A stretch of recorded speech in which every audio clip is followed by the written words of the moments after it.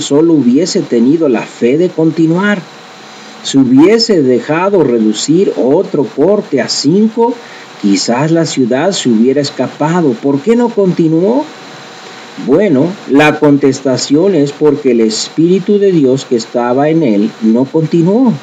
Eso es el porqué. Fue la voluntad de Dios destruir esas ciudades.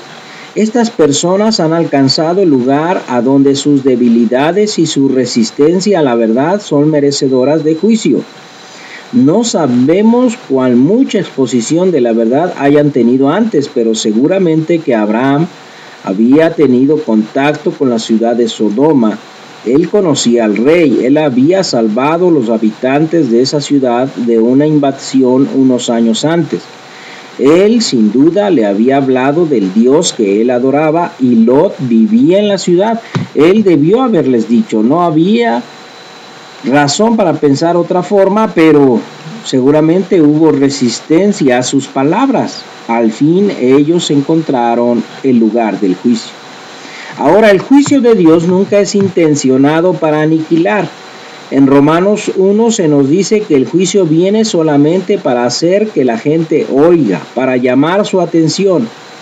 Dios estaba destruyendo estas ciudades para que el resto del mundo oyera, para que otros, escuchando de su destino, prestaran atención a lo que estaba pasando en sus vidas y en particular al tipo de pecado en que ellos estaban envueltos.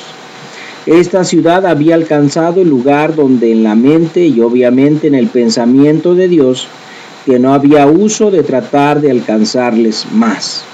Ellos habían resistido al punto de endurecer el corazón, así que el juicio llegó. Los puritanos acostumbraban de ponerlo en esta forma.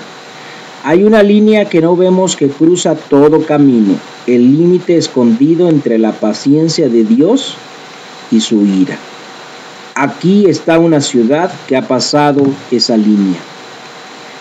Sin embargo, es incorrecto para nosotros de tener la impresión que este recuento en la homosexualidad, la cual fue la maldad predominante en Sodoma, sea el pecado peor posible.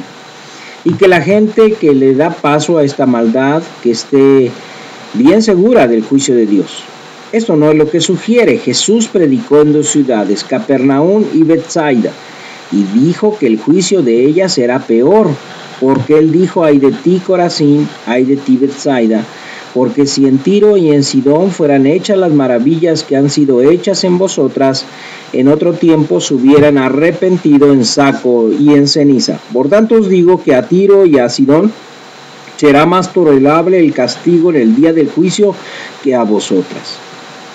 Y tú, Capernaum, que eres levantada hasta el cielo, hasta los infiernos serás bajada, porque si en los de Sodoma fueran hechas las maravillas que han sido hechas en ti, hubieran quedado hasta el día de hoy. Mateo capítulo 11, versículo 21 al 23.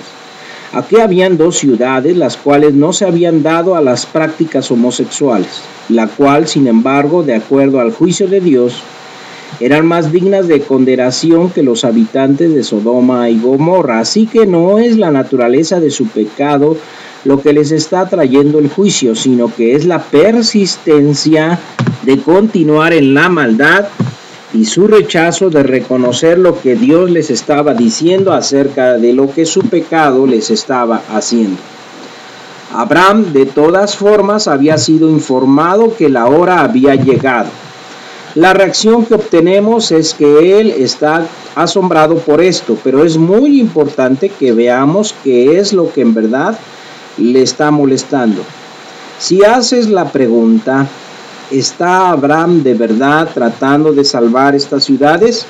La contestación debe de ser no. Eso no es realmente su interés. Abraham conoce que la hora del juicio de Dios ha llegado, que ha habido un registro de su paciencia por mucho tiempo hasta este punto. Él sabe que son las personas injustas solamente que serán juzgadas, así que él no está tratando de salvar las ciudades. Él expresa su sentimiento en estas palabras: ¿destruirás tú los justos con los pecadores? ¿Vas a tratar los justos de la misma manera que tratas a los pecadores? Eso es lo que le está afligiendo. Algunos comentaristas han tratado de pensar que con este pasaje sugieren en que hay una empuñadura de miedo agarrando el corazón de Abraham en este punto, que él teme que va a encontrar que Dios no es realmente quien él creía que era. Podría ser que él está interesado acerca de lo que nosotros, con la base en el Nuevo Testamento, llamamos el efecto de la sal de los creyentes. Gente justa, sabemos, tiene una manera de salar toda el área alrededor, preservándola de corrupción y juicio. Abraham quizás está atribulado que si Dios destruye a una ciudad completa llena de gente pecadora, con algunos justos entre ellos, el dicho saldrá a otros que los justos no tienen ningún efecto y se dejará ver la impresión incorrecta. Puede ser también que él se esté preguntando, ¿tiene algún valor el regalo de la justificación que Dios me ha dado? Si Dios trata a los justos de la misma forma que los pecadores, ¿tengo yo alguna esperanza cuando me llegue la hora de estar delante de Dios de toda la tierra? Así que Abraham pareciera tiene el corazón contrito, preguntando si Dios es en realidad la clase de Dios que él pensó que era él. ¿Se ha sentido alguna vez de esa manera? En sus oraciones o en su confrontamiento con la vida, ¿ha visto de momento a Dios manifestarse en forma que usted no anticipó, dejando que cosas pasen que usted no creyó que él permitiera?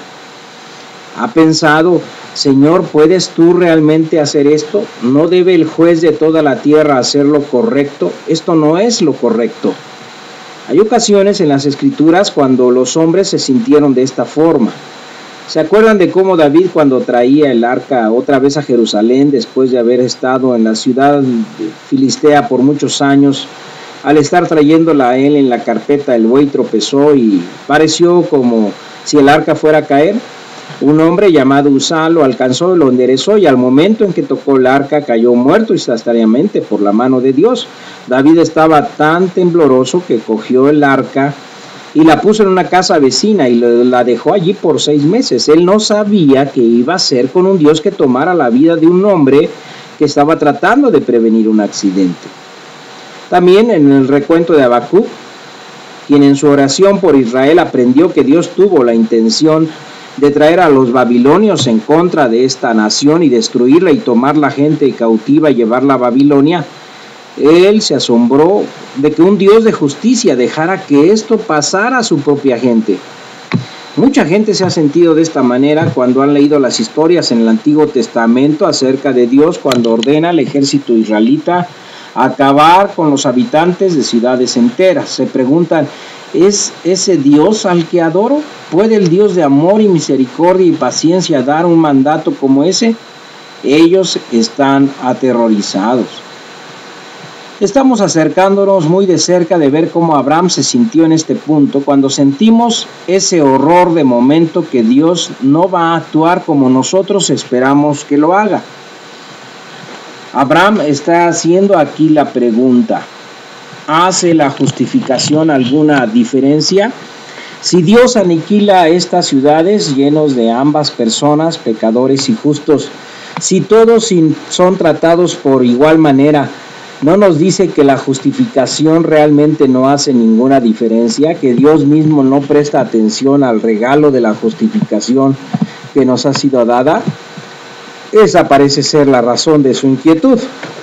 Tenemos que recordar, sin embargo, que Abraham entendió lo que la justificación era en realidad.